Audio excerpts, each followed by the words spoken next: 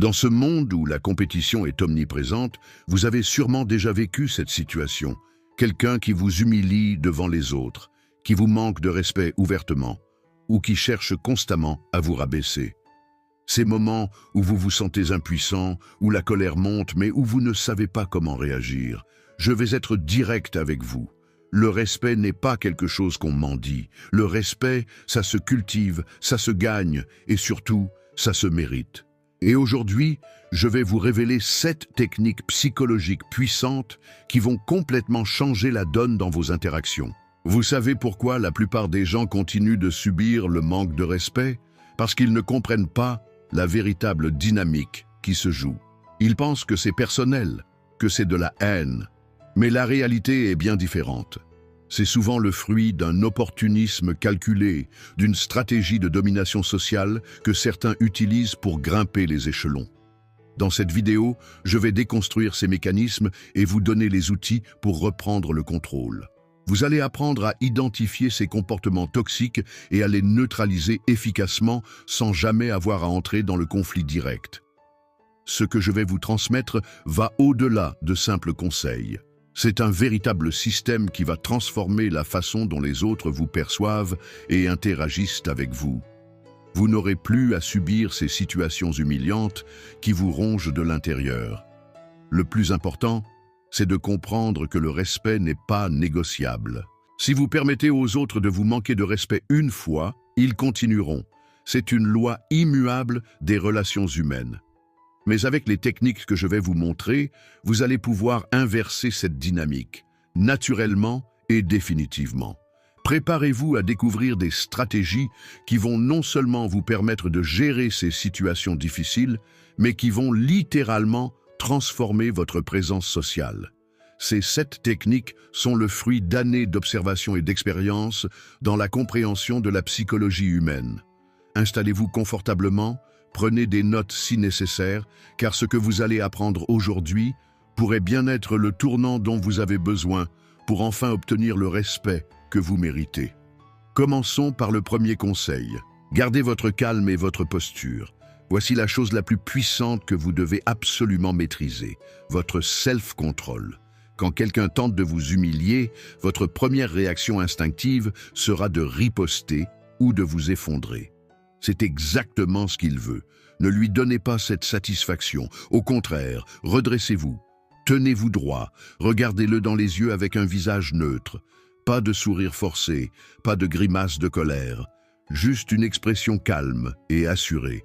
Prenez une respiration profonde et silencieuse. À cet instant précis, vous êtes testé. Ce n'est pas l'humiliation qui compte, c'est votre réaction. Tout le monde autour de vous observe comment vous gérez la situation. Les vrais leaders, les personnes qui commandent naturellement le respect, se distinguent exactement dans ces moments-là.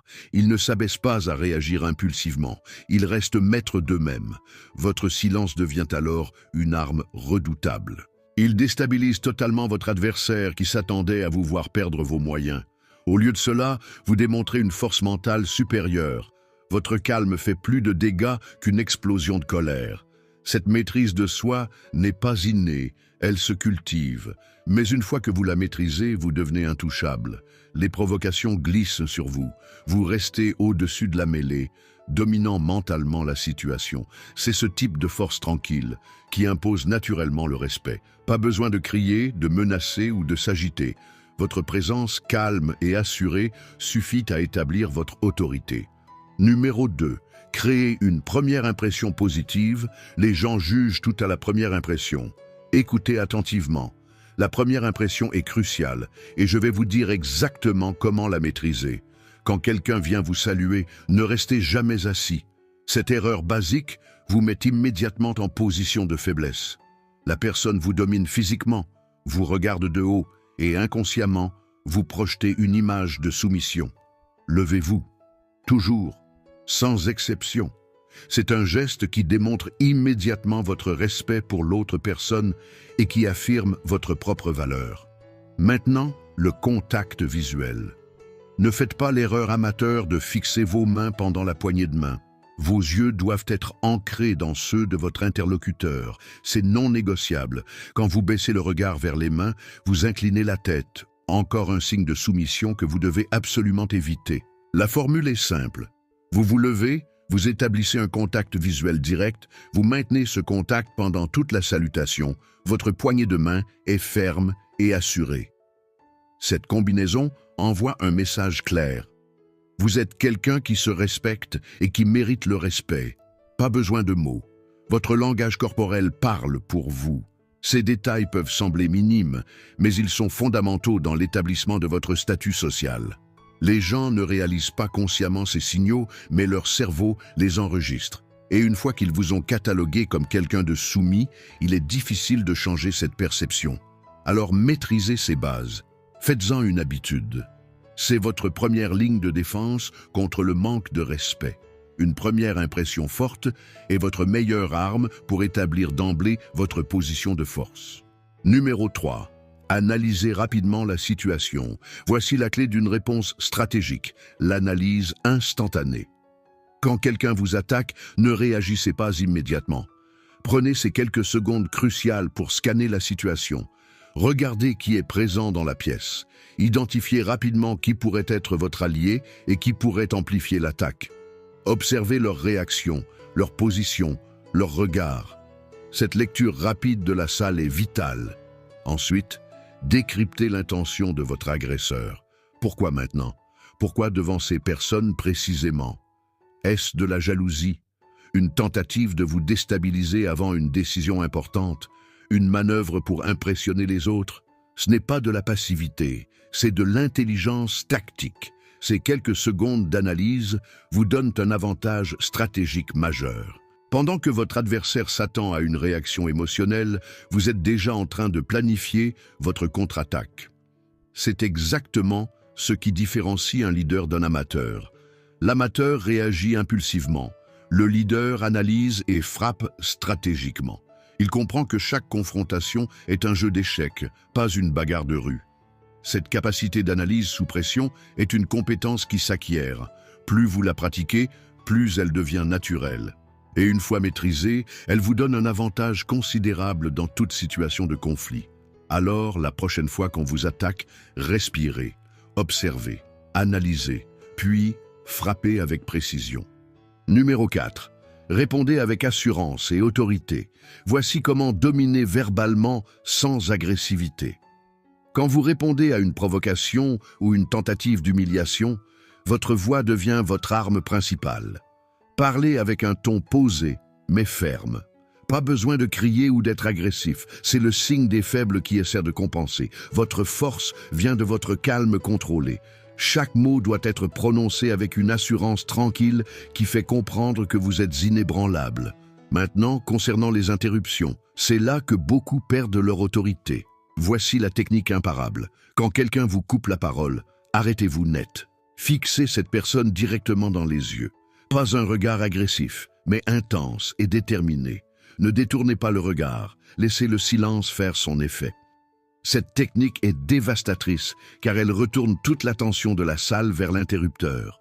Soudain, c'est lui qui se sent mal à l'aise. Son interruption devient évidente pour tout le monde. Ensuite, et c'est crucial, demandez poliment « Puis-je continuer ?» ou « Puis-je reprendre où j'en étais ?» Cette politesse n'est pas de la faiblesse, c'est une démonstration de contrôle absolu. Vous forcez l'interrupteur à reconnaître publiquement son manque de respect. Le plus beau dans cette technique, elle s'auto-renforce. Une fois que vous l'avez utilisée, les gens y réfléchiront à 2 fois avant de vous interrompre à nouveau. Vous établissez votre autorité sans avoir eu à élever la voix ou à devenir agressif. Retenez ceci, vos mots doivent être comme des coups de précision chirurgicaux, courts, précis, impactants, pas de justification interminable, pas d'excuses. Vous n'avez pas à vous justifier quand vous êtes en position de force. C'est cette combinaison, voix posée, regard intense, politesse autoritaire, qui établit votre dominance naturelle dans n'importe quelle situation. Les gens respectent ceux qui peuvent exercer leur autorité sans avoir besoin de l'imposer brutalement. Pratiquez cette approche, maîtrisez-la. C'est l'une des compétences les plus puissantes que vous puissiez développer pour commander le respect. Numéro 5. Retournez la situation à votre avantage. Voici l'art du retournement de situation. Quand quelqu'un tente de vous humilier, il vous offre en réalité une opportunité en or de démontrer votre supériorité mentale. Ne voyez pas cette attaque comme une menace, mais comme une plateforme pour briller. C'est votre moment. Quand ils s'attendent à vous voir vous effondrer, vous allez les surprendre par votre maîtrise. Si la situation s'y prête, utilisez un humour subtil et intelligent. Pas des blagues de bas étage, mais des remarques spirituelles qui exposent l'absurdité de leur attaque. Ou alors, déconstruisez calmement leur logique bancale. Montrez les failles dans leur raisonnement sans perdre votre sang-froid. Le plus puissant, pendant que votre agresseur perd son temps à essayer de vous rabaisser, vous démontrez votre capacité à gérer les conflits avec élégance. Les témoins ne voient pas une victime, ils voient un leader en action. C'est exactement comme au judo. Vous utilisez la force de l'adversaire contre lui. Plus son attaque est agressive, plus votre contrôle calme devient impressionnant. Chaque tentative de vous déstabiliser devient une démonstration de votre force mentale. Cette capacité à transformer une attaque en victoire, c'est ce qui distingue les vrais leaders. Pendant que les autres réagissent, vous orchestrez. Pendant qu'ils attaquent, vous dirigez. Maîtrisez cet art du retournement et vous transformerez chaque attaque en une occasion de renforcer votre position. C'est ainsi que vous gagnez non seulement la bataille, mais aussi le respect durable de votre entourage. Numéro 6. Établissez des limites claires. Écoutez bien, après avoir géré l'attaque initiale, vous devez absolument établir vos limites. C'est non négociable. Vous devez faire comprendre, sans ambiguïté, que ce genre de comportement est inacceptable.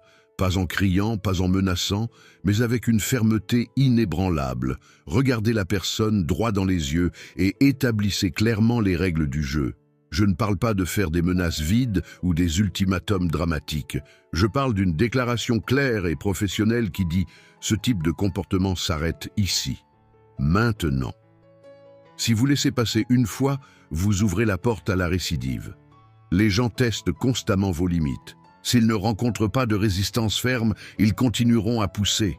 Montrez que vous êtes ouvert au dialogue constructif, mais que le respect est non négociable. Cette position n'est pas de l'arrogance, c'est de l'autorespect. Et l'autorespect force le respect des autres.